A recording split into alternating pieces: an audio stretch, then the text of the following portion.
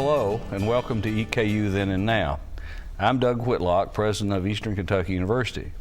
This series focuses on prominent EKU faculty, staff, and alumni who've had a meaningful involvement at Eastern during its history of more than 100 years. We will ask our guests to comment on the memories they have of time spent at EKU. Our guest this month, Bill Berge, came to EKU as a junior in 1955 when William O'Donnell was president. He graduated in 1957 and returned to teach at EKU in 1961. Bill served as EKU's first ombudsman in 1969. In more than 3 decades at Eastern, Bill has taught hundreds of students. Along with his contributions as a teacher and scholar, Bill played a significant role in supporting African American students at EKU in the 1960s and 70s. Bill, thank you for joining us today. Glad to be here. I think there's as we were chatting just before we got started, it occurs to me that there's kind of an interesting little nuance to your being on this EKU Then and Now, which is sort of both a video and oral history of Eastern in the way we approach it, because while it wasn't in the little introductory script, you were sort of the pioneer of oral history, both at EKU and in this part of the state.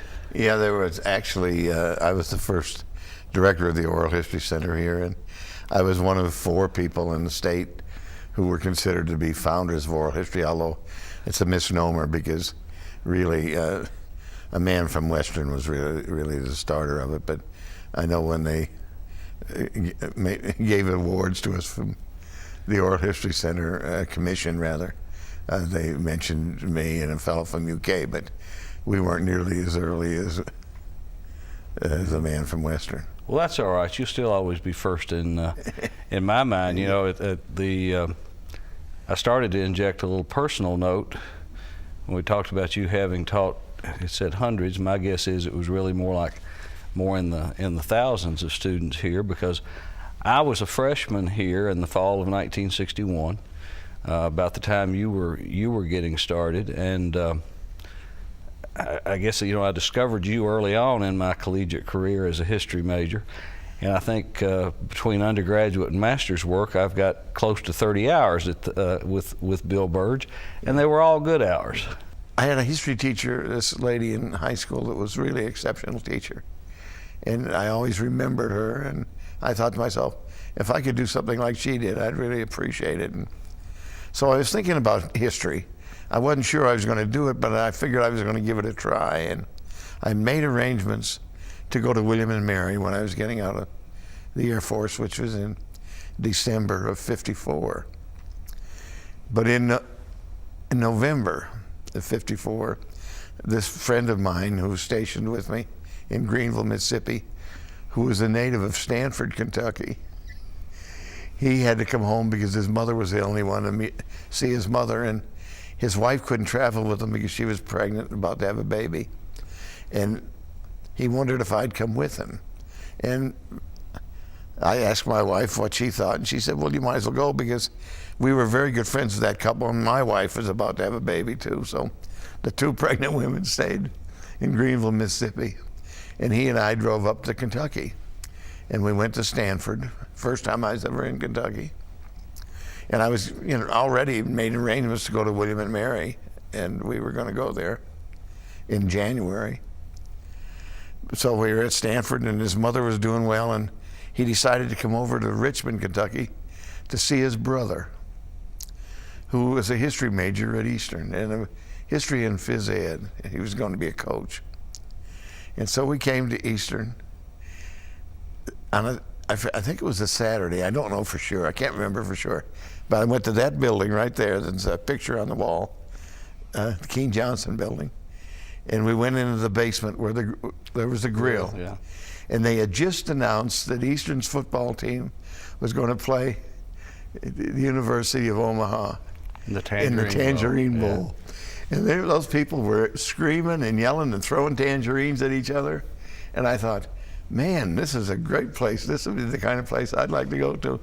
And I got talking to people, and Coleman Young was the man's name. He later came to Eastern and graduated here.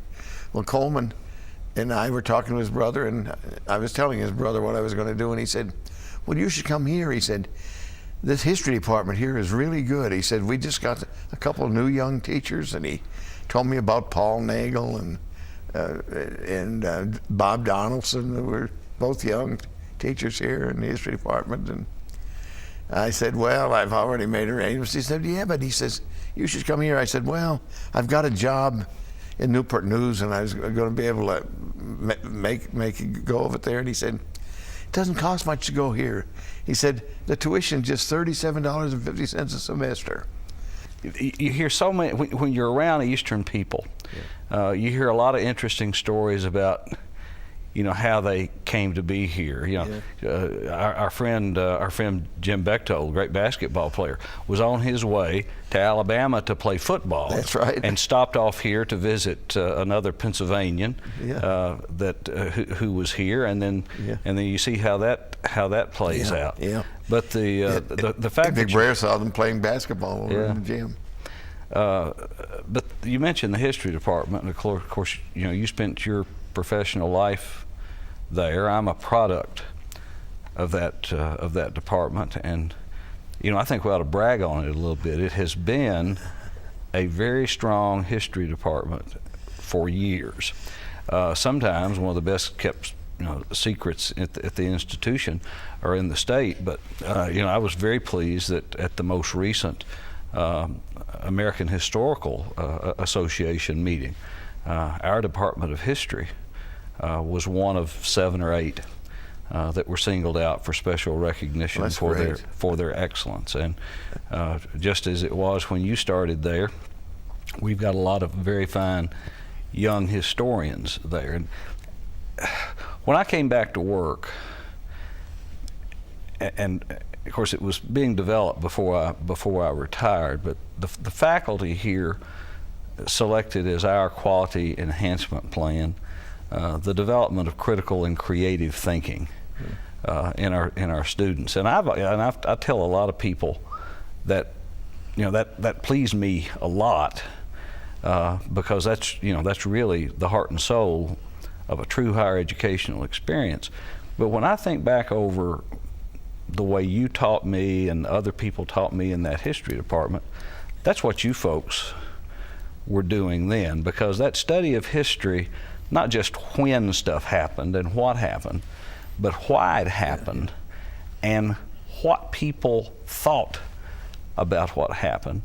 If that's not critical, if that's not teaching people to think critically, I don't know what it is.